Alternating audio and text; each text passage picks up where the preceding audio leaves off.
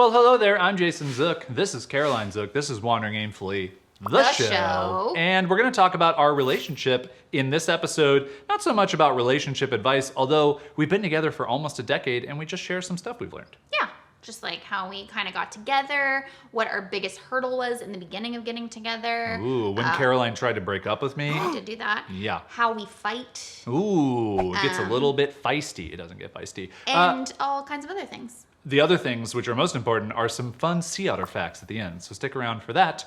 And now, here we go.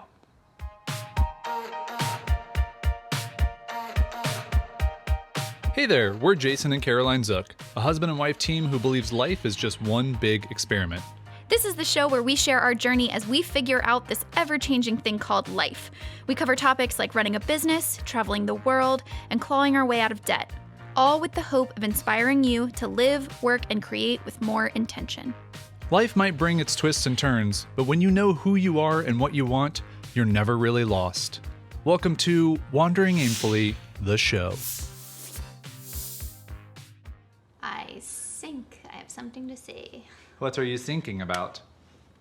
What are you thinking about? You can't repeat mine, you have to do your own. Come on, man. Dun, dun, dun, dun. Caroline, let's talk about our relationship. Great. Can't wait.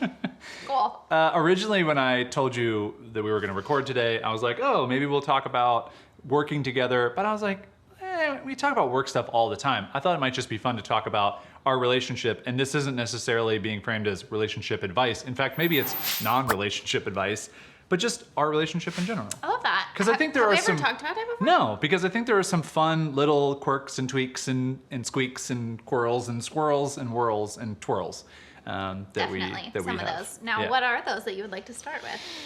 Where do I want to start? Well, I think it's interesting, and I don't know if you feel this way too. Whenever we have friends that we're around or we talk to, and they're like, "Oh yeah, we've been together for a while now, like 4 years," and immediately my thought is, "Oh man, they've been together longer than us." And they haven't. We've been together for 9 years. That's so long. It's a long time. That's a third of both of our lives. It's funny that you bring that up because before you and I got together, I had this, which was when I was like a child. What? 20, Okay, not a child, but I'm just saying Hold on, pump the I'm brakes. just saying. You can't say phrases like, before we got together, I was a child. Because, do you know why? Because Cops. No, because just cop. But is it illegal? Illegal. Fasten. Illegal. Fasten your seat. Legal. Sir? Yes. Okay. Yes. Yes. Okay. I meant that when we started dating, I was 21. You were young. I was a young Adult. of legal age. You were a adult. YA reader. Sure. And I remember I had dated before and I had boyfriends, but always like right before a year, like right before the relationship hit the year mark, I'd figure out that the relationship wasn't right and break up and then move kind of on to the next kind of thing. And I remember having this conversation, like this inner dialogue with myself in college going like, oh my God, like maybe I'm just not capable of dating someone beyond a year. Because like then past the year mark, then the newness wears off and you have to like actually work on a relationship. Right. And all the shininess is gone. And so you like you're starting to see the person for the fullness of who they are. So the good and the bad. And I remember being like, what if I just can't love anyone's bad parts? Like what if that's not okay? So when you say we've been together 9 years, I'm like, A, I'm like, whoa, that's a long time. But B, I'm like, oh no, like I just hadn't met the right person yet. Yeah, well, and I was in a relationship before. I don't want to spend much time on these previous people, these pre-us people, for 4 years. So I had been in, that was the longest relationship I had ever been in. That's pretty long. That's a pretty long time, yeah. And considering that at that time in my life, it was then like a quarter of my life because I was obviously younger. So yeah, it was interesting for me. And I think the most fun part of this to discuss at the beginning was when you tried to break up with me. I mean, I did break up with you. Yeah. How long were we together at that time? A couple months. So, quick timeline. We met in Jacksonville, Florida, where we both lived. You decided to take a job in Durham, North Carolina. You'd never lived outside of Jacksonville, besides going to college in Gainesville. Let's just give the juicy details. That job that I had decided to take out of college was in the same town as my Current. as my boyfriend who I was dating like when I graduated college. When you took the job? Yeah. Yeah. Yeah. Yeah. So I was dating someone and Not a year longer. He wasn't a year longer. actually we did date over a year. So I was like, oh, maybe that's probably what made me think like, oh, this is the one. But I was like, oh, I see a future, and I didn't want to do long distance. And so one of the jobs that I had applied for was in the city where he was living. And long story short, Jason and I met. It became clear that there was something there. So I broke up with my then boyfriend, but I still had the job in the other city. Right. So literally, we had our first date, and then like the next Monday, I moved to a different city.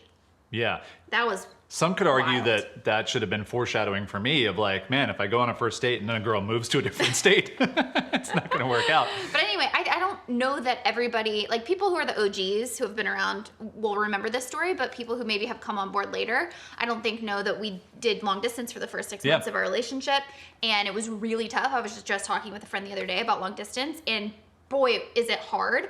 And so this, I think, is the very interesting crux of really the foundation of our relationship, which is harkening back to what you just said was when I broke up with you. And this is because when we first started dating, if you had an emotional spectrum. I'll put one on the screen. Okay. Yeah. And you had it from like robot, not sure that you're a human with real emotions on one end. Yeah. To like It'll be like over here. We'll do full just screen. bleeding heart, Yeah. wears your emotions on your Okay. sleeve, like has all the emotional needs in the world. So I think everyone knows I'm going to be...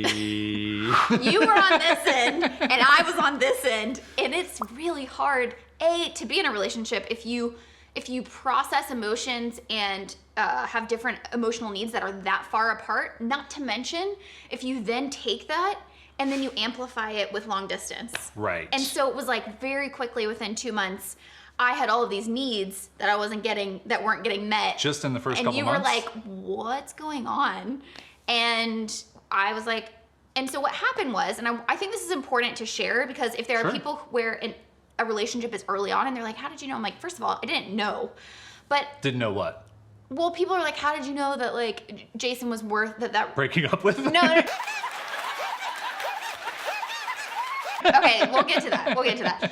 But I remember saying to myself, it's clear to me that you're not able to give me what I need. I don't think it's fair. Okay, can we... No. Can we More- quantify? Wait. I know, but can we just quantify what part of that? Because like... Okay, like communication and like Okay, this is getting into more things than I had hoped. I just mean like I really needed you to be verbal and communicative about your feelings towards me, and you were kind of like, how do you, like, I just blew up my life for you, how do you not see that I like you? And I was just like, because you're not saying it. And so that was an issue. And then every time I brought that up, I felt really needy, and then I didn't like who I was and whatever. But I remember having this thought to myself and going, you know what? It's not fair for me to try to put you in this box that I'm trying to put you in. Like, maybe we're just not a match. Like, I didn't want you to have to change who you were in order to fit who I wanted you to be. Yeah. And I did reach this point where I was like, we've had enough conversations about this where I just think I'm asking something that he can't give. And Are it's you doing a Zach Morris timeout time. Time out.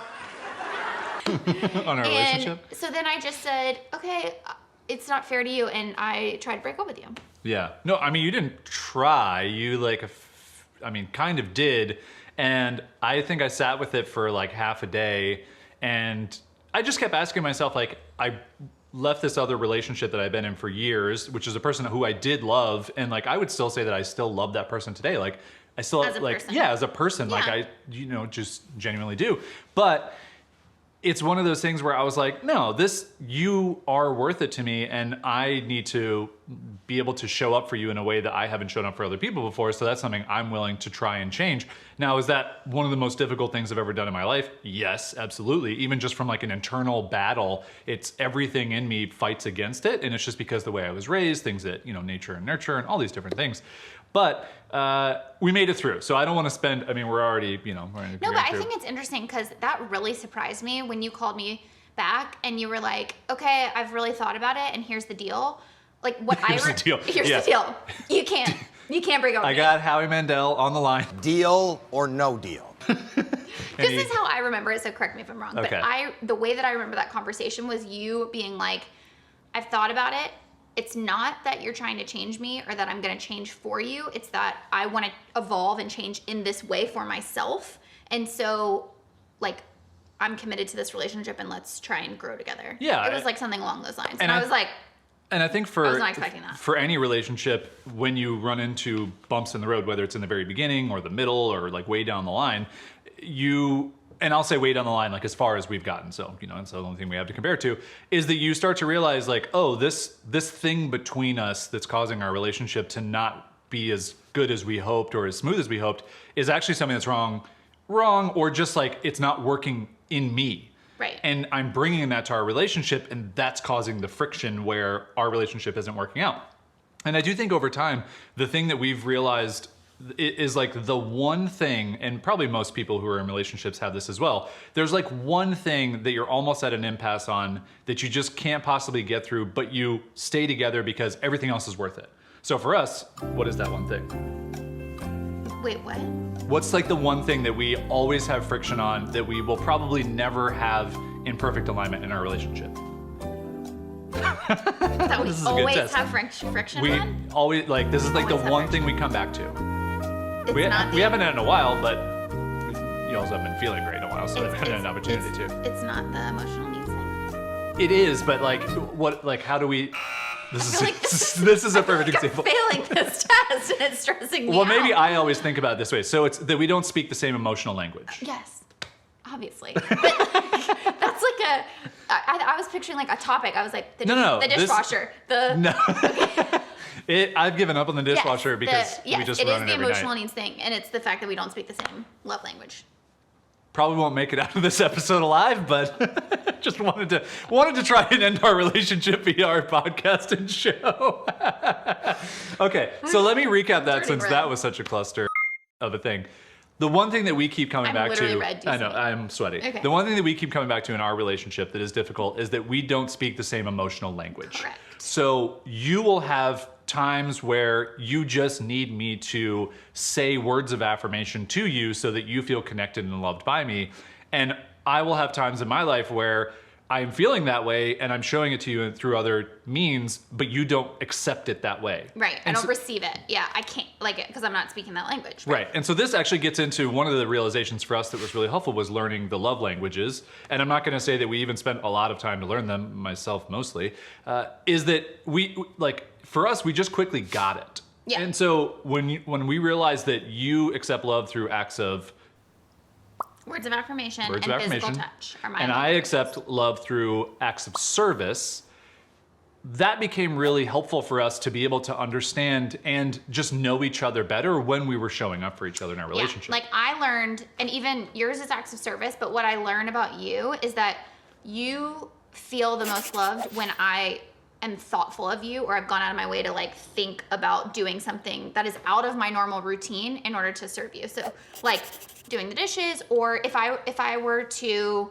like, oh, for example, get up and go run and get you donuts because I know you love them. Like, I know that's like a physical thing, but it's like you being like, oh wow, like that wasn't in your normal routine. Like you thought about me. Yeah, And it's really, it's funny because it goes back to a couple episodes ago. It's thoughtfulness. Right. So it's like, I think the best example of this, because the going out and getting donuts is fine, but not a like physical act like that. I should have just used this venue to like throw out some ideas about like Yeah, what you could do. like, you know, like going and like getting donuts. Right.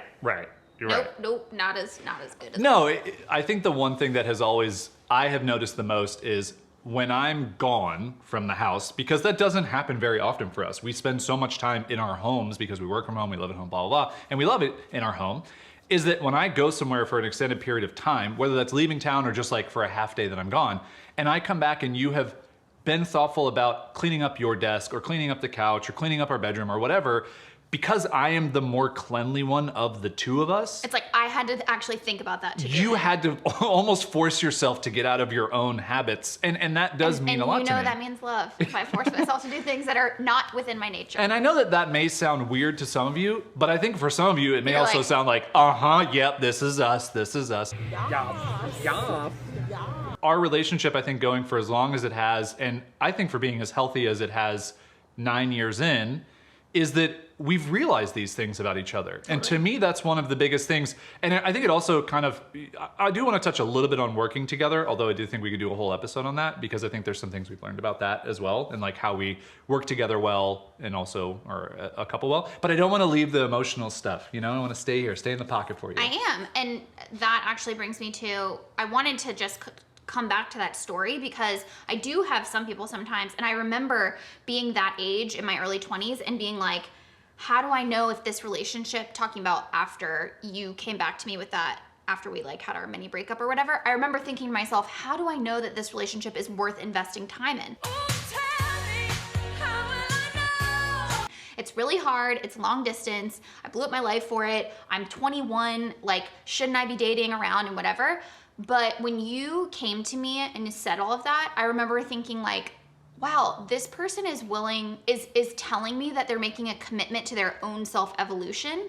And if you're in a relationship where somebody is willing to do that and go on that evolution, I think that's such a good indicator of the fact that 20 years down the line, when you two are totally different people than you are now, as long as you're still committed to evolving as people and evolving together, then I think it bodes well for your relationship. And do you remember, I actually remember a long time ago when like early in our relationship, I did a podcast with Gebs Goobs. Do you remember? Gebs Goobs. And he was asking about relationship stuff.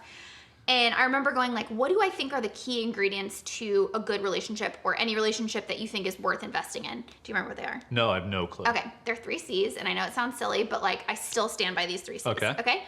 The first one is chemistry or just compatibility. Yeah. Like, is there an innate... A spark.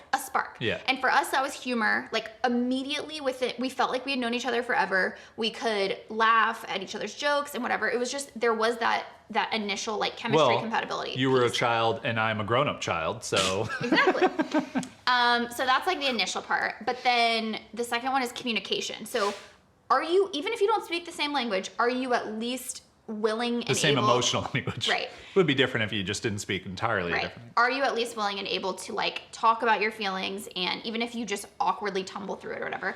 And then the third one is straight up just commitment. Like, do you have a commitment to what we have called before staying at the table, which means like if you're gonna disagree or if you're gonna have a fight, are you gonna get up and like walk out of the house and like leave? Or are you gonna demonstrate that you have a commitment to work through it by just staying in the conversation?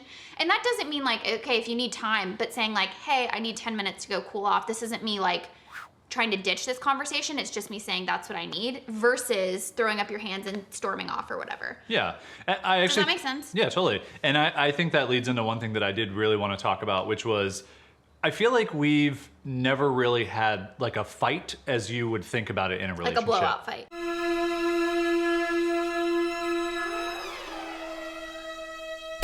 And I think part of that is those 3 C's, which is helpful. I mean, especially the communication one. And I think one of the things for us that has been like, this has kept our relationship together for as long as it has, and hopefully will for a very long time, is the fact that we don't leave a conversation unsettled. Yeah. And so even if it's like, I'm gonna go walk away for 10 minutes, and I'll be honest, that to me is not my favorite thing, because that to me is saying like, hey, I can't deal with this right now, or like, and that's not just on you, that's just like how I feel about it, is that like, and this is just my nature, I wanna fix it now. I wanna solve it now. And I'm the same way, I don't like, but what I've learned too, especially from like therapy, is like, if you're operating from a place of trigger, you're not gonna get anywhere, because your alarm bells have gone off and you're in this emotional place that you're not even able to like have a rational conversation. So sometimes that's when the kind of like walk away thing. But I think what's important is we also very early on figured out like our style of fighting. Round 1, fight. I think that's key. Like you have to arrive at a place where you can have disagreements and you are in a way that's healthy and constructive for both of you. So, and I don't know that we ever did this like verbally, but we set some like ground rules, which is like, don't raise your voice. Like, don't yell. I mean, we both of us have gotten spirited and maybe we've raised our voice, but we've never yelled at each other. Yeah. The very few times where like I've said something that I regret, it's been like, also it's like, don't curse at each other. Yeah, we very rarely will swear in an argument. You know, it's like joking, we'll swear all the time, but very rarely in an argument will we swear. Even if I've said like, oh, you pissed me off or whatever, like I would never say that in a fight with you because it's like it's an escalation. So it's like we don't need that. And it just feels gross if you're. It feels gross even now just thinking about it. Yeah, it feels gross and like okay, this is not helpful. What are some other like ways that things that we always settle it some way? Yeah, I think one of the biggest things too is like, and I think this is just something that we figured out, but you've seen it from your parents and I think I've seen it from mine, but is that you don't let anything like overflow into the next day. So it's like you don't go to sleep with something unresolved, you resolve it before then, even if an argument happens at night. And that's happened to us on occasion where it's been like late and something has come up and it's like, no, like now we stay up until we figure this out, and we're not just gonna go to sleep like as far as you possibly can on the edges of the bed and then not talk to each other and then wake up in the morning and there's like awkwardness. No, we have to solve this as much as we possibly can before we go to sleep. And I just want to say that works for us. Like we're both very. No, this is prescriptive for everybody. We're very direct people. I don't like the passive aggressive thing. We don't, and it might be different for other people, but for both of us, I think the through line for our relationship is like honesty and directness. And even if it hurts, like another thing I think when fighting is to also be very aware of what baggage you're bringing to the conversation as well. So I'm trying to always balance in our disagreements or whatever. If I'm sharing something that you did that hurt my feelings or I didn't go away, I'm also cognizant of making sure that I verbalize things that I know I could have done better as well, because I think that just shows you and builds trust with you that I'm not just trying to dump it all in your lane, that I'm saying like I'm partially responsible for however that went sideways. Yeah, and a lot of times we've realized it's when you come to a disagreement or whatever, it can stem from something completely unrelated. Yeah. And it's really hard to ask the other person like, hey, is this actually really about this? Because for both of us, it has been many situations where it hasn't been about the thing we're fighting about or talking about. It's something completely unrelated that has just been carried through and hasn't really fully been resolved, even though we thought it had, and it kind of comes out. And so I think that's just kind of a standard thing that happens in relationships over time, and it's going to be something that we deal with forever. But okay, so I don't want to talk about fighting anymore because we only have like 5 minutes left in this episode. I wanted to talk about some of the ways where I think we find the most value in our relationship. Because I think for a lot of people that can be very different, but I think for us, we've figured out a lot of things that kind of make us really happy together to do, but then we also have things we do completely separate that we can be okay with and enjoy, that other person has other interests because you don't have to do everything together. We love eating. Eating is a big one. And I would even say it's less about just the food itself, and it's about the experience of trying a new place or going to a place that has a certain feeling or vibe or whatever. Because we're such creative people, I think we really enjoy that and we really appreciate that. And that can just lead to so much other inspiration across other areas of our life. Right. Obviously, we want the food to be good too, but for a long time there, our biggest expense, and I actually think we've gotten better at this, mainly probably because of health issues in the past couple of months, but our biggest expense was always eating out. Always. And it wasn't necessarily because we just didn't like eating at home, even though it's not one of our favorite things to do is to cook, but it's because we love the experience of it and we love getting out and doing things. So that's a big one. Yeah. I would say that travel is one for us, but we've talked about this in a previous travel episode, which is our bougie travel. Yeah. So it's not like we want to go stay in a hostel and backpack through like the, unworn paths of different cities. It's like, no, we'll go to the well-worn paths that are nice and comfy. But we do like that as well. And I think it's very similar to eating out, is just discovering new things, being a little bit outside of our comfort zone. For some of us, we like a little bit more comfort zone than others. Yeah. So I think that's one. For us, movies. Like Definitely. we just recently rewatched 40-Year-Old Virgin and it was fantastic. This is the dawning of the age of Aquarius, the age of Aquarius.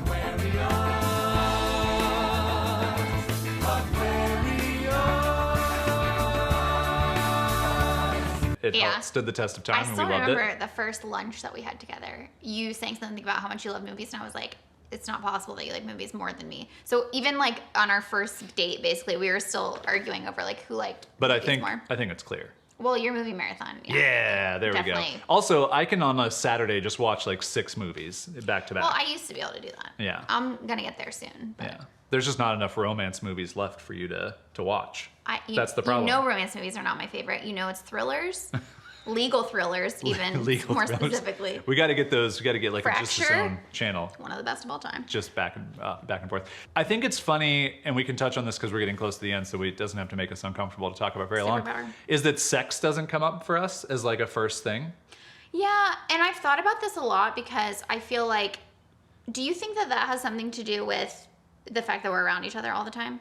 I think that's part of it. I think for anybody who's been together for almost a decade, you're not in that honeymoon phase Yeah. anymore. So it's not like the first thing you think about when you see the other person. Like I do remember when we were first together, that's like, it's just like nature in me is thinking about that every time. And now it's less about that. And it's more about how can I have an experience that we both really enjoy Yeah. and that we remember and things like that. And I think over time, sex in a relationship just doesn't become as important because it's not as fulfilling as a lot of other things that you do together. And I'm not saying that I don't enjoy it, don't get me wrong, it's great. But I just think that over time, especially I think creative people who live together, work together, like there's a lot of other places where you get fulfillment more so. Well, and I think an important thing about that is also just the older you get, the more comfortable you get with yourself. And I remember early on in our relationship, I was like, I was so hyper aware of like, talking about sex with my girlfriends and like what was their whole situation like, and like trying to compare like was your situation like theirs and like whatever.